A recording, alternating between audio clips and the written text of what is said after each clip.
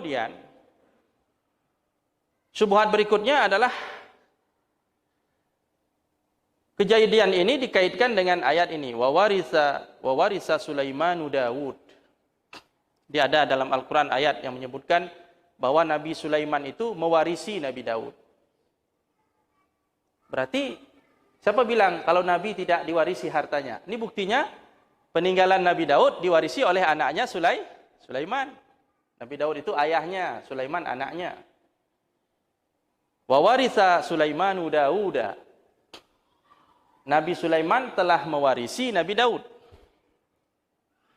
Termasuk juga kisah tentang Nabi Zakaria dengan Nabi Yahya. Ya, salah satu doa Nabi Zakaria apa? Ketika dia memohon kepada Allah agar diberikan seorang anak, fahabli min ladunka waliya yarisuni wa yarisu min ali Ya'qub waj'alhu rabbi radiyya. Ya Allah, berikanlah kepadaku dari sisimu seorang wali, seorang anak. Ya, seorang anak yang menjadi penolong agama Allah. Yarisuni, yang akan mewarisiku dan mewarisi keluarga-keluarga Yakub. Ini bukti kedua, kalau para nabi itu saling mewarisi, kata mereka. Buktinya Nabi Yahya akan mewarisi Nabi Zakaria, karena Yahya anak, Zakaria ayah. Dan Nabi Yahya akan mewarisi keluarga Yakub. Yakub itu bapaknya Bani Israel. Nenek moyangnya Bani Israel.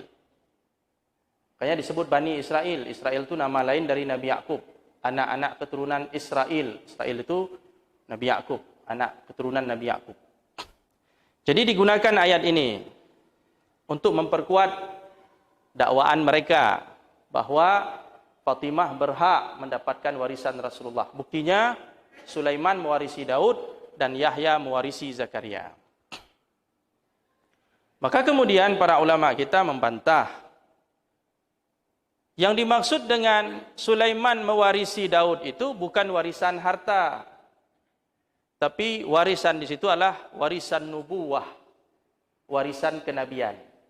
Jadi Sulaiman akan mewarisi Daud, itu artinya Sulaiman mewarisi kenabian ayahnya. Sebagaimana Nabi Daud sebagai nabi, Sulaiman pun menjadi nabi Allah, nabi dan rasul Allah.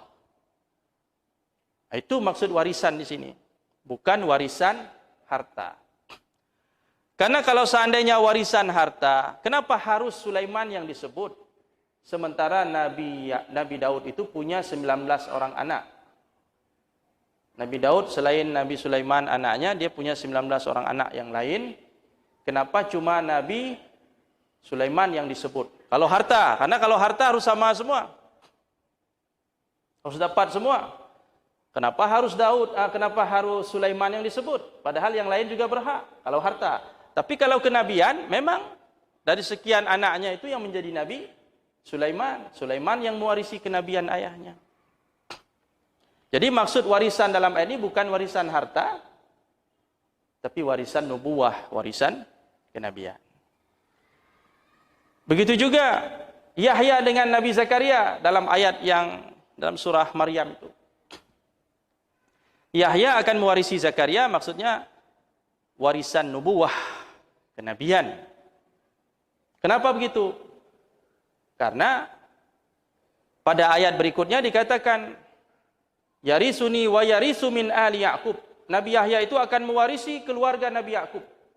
Semua keturunan Nabi Ya'qub akan dia warisi. Ini tidak mungkin.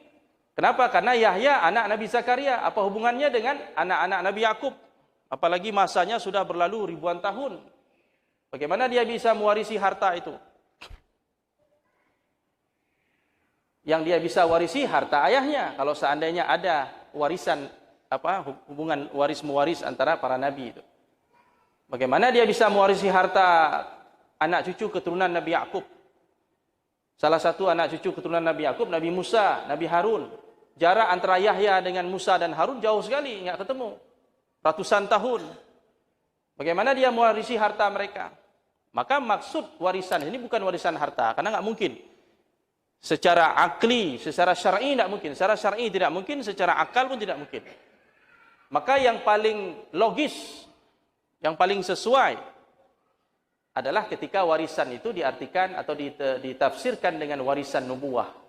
Nabi Yahya akan mewarisi kenabian Nabi Zakaria, sebagaimana dia mewarisi kenabian Nabi Daud, mewarisi kenabian Nabi Sulaiman, mewarisi kenabian Nabi Harun, mewarisi kenabian Nabi Musa, karena mereka itu adalah Alu Ya'qub, keluarganya Nabi Ya'qub, keluarga besar Nabi Ya'qub, anak cucu keturunan Nabi Ya'qub, mewarisi kenabian Imran dan sebagainya, yang pernah menjadi nabi dari anak cucu keturunan Nabi Ya'qub. Paling banyak nabi itu dari keturunan Nabi Ya'qub. Yang dia warisilah kenabiannya, bukan hartanya. Kalau harta nggak mungkin. Jadi ayat ini jangan dipahami secara sahih begitu, karena dia akan bertabrakan dengan nas-nas yang lain. Maka disinilah perlu tafsir, perlu kaedah-kaedahnya, sehingga kita tidak terjebak dalam kesimpulan yang keliru, pemahaman yang salah. Hadirin yang dirahmati Allah Subhanahu wa taala. Kemudian ada pertanyaan ya, dalam kaitannya dengan masalah ini. Bagaimana dengan istri-istri Rasulullah? Bukankah ketika Rasulullah wafat, mereka menempati kamar-kamar mereka, rumah-rumah mereka? Bukankah itu warisan yang mereka dapatkan dari Rasulullah? Aisyah punya kamar sendiri, kemudian Hafsah punya kamar sendiri, Sofiyah punya kamar sendiri, Maimunah punya kamar sendiri. Bukankah istri Rasulullah juga menerima warisan dari suaminya? Kita katakan itu bukan warisan, itu hibah Nabi kepada mereka selama hidup. Waktu hidup Nabi dulu sudah dihibah rumah itu.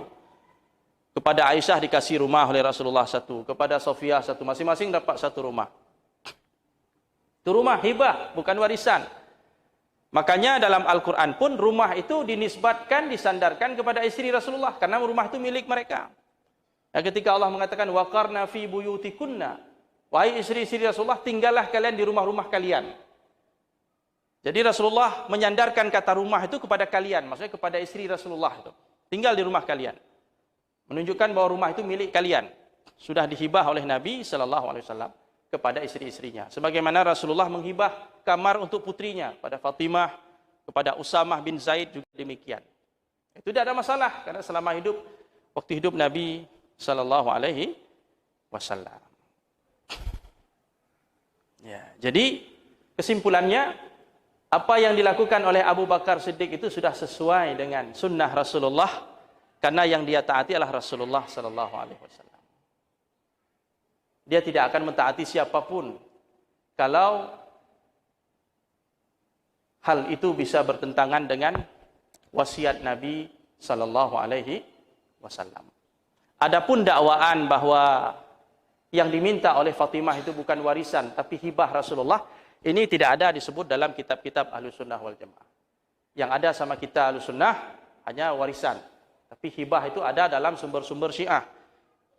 Mungkin itu kita tidak tahu seperti apa. Ya. Nanti kita tidak bisa menerima dengan yakin apa yang terdapat dalam sumber-sumber mereka.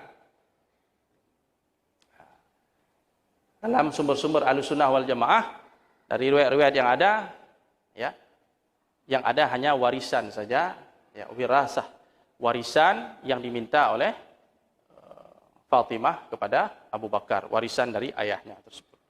Hadirin yang dirahmati Allah Subhanahu wa taala. Jadi setelah itu Fatimah pun pulang ke rumahnya, jatuh sakit, tidak lagi ketemu antara Fatimah dengan Abu Bakar Siddiq, sehingga orang banyak menduga-duga, menilai ini Fatimah marah dengan Abu Bakar, sehingga memboikot Abu Bakar, tidak bicara, tidak mau ngomong dengan Abu Bakar. Sebagian lagi menilai bukan tidak mau ngomong, karena tidak pernah ketemu setelah itu, dan masing-masing sibuk dengan urusannya. Abu Bakar sibuk mengurus urusan umat, Fatimah pun sibuk dengan urusannya, apalagi beliau sakit, sehingga tidak ketemu. Sehingga orang menilai seolah-olah Fatimah marah dengan Abu Bakar Siddiq. Namun ketika beliau sakit, ada sebuah riwayat, meskipun riwayatnya itu mursal, riwayatnya sanadnya tidak utuh. Dari Sya'bi disebutkan bahwa pada saat Fatimah sakit, Abu Bakar datang menjumpai Fatimah, datang ke rumahnya. Minta izin untuk masuk, ingin bertemu dengan Fatimah radhiyallahu anha. Ketika itu Ali bin Abi Thalib ada di rumah, dia tanya kepada istrinya, wahai Fatimah, Fatimah, Ali mengatakan, ini Abu Bakar datang ke rumah kita minta izin mau ketemu dengan kamu. Kemudian Fatimah bertanya kepada Ali, apakah engkau suka, engkau ingin aku mengizinkan Abu Bakar masuk? Ali mengatakan, iya, aku ingin engkau mengizinkannya masuk. Maka kemudian Abu Bakar pun dipersilahkan masuk. Kata Imam Az-Zahabi, itu bukan karena Fatimah marah. Imam Zahabi mengatakan Fatimah minta izin kepada Ali karena memang itulah adab seorang wanita muslimah. Minta izin dulu dengan suaminya untuk mengizinkan orang masuk. Itu minta izin sama suami. Ketika suami mengizinkan, ya. Karena dia taat kepada suaminya, wanita yang beriman, wanita yang baik, kata Imam Az-Zahabi. Setelah diizinkan, masuklah Abu Bakar Siddiq radhiyallahu anhu. Kemudian Abu Bakar meminta maaf kepada Fatimah atas mungkin perbincangan atau pembicaraan tempoh hari yang mungkin terjadi salah paham dan sebagainya. Minta maaf dan minta supaya dia diridai. Karena Abu Bakar Siddiq ini cinta kepada Rasulullah dan cinta kepada ahli bait Rasulullah. Dia tidak ingin ada sesuatu yang mengganjal di hati salah satu ahli bait Rasulullah. Sampai Abu Bakar mengatakan, demi Allah, aku tidak meninggalkan rumah, aku tidak meninggalkan harta, aku tidak meninggalkan keluargaku, kecuali aku datang kemari untuk mengharapkan ridha Allah, ridha Rasulnya, dan ridha kalian, wahai ahlul bait.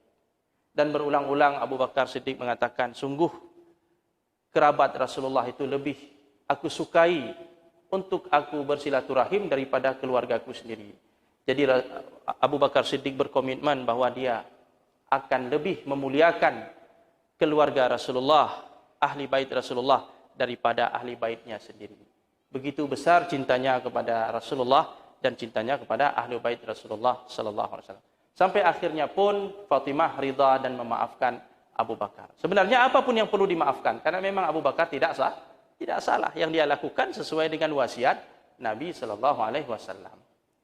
Sampai akhirnya dalam sakitnya itu kemudian Fatimah pun wafat, pulang menghadap Allah Subhanahu wa taala, tepatnya pada hari Selasa 3 Ramadan, tepat pada bulan Ramadan tahun 11 Hijriah.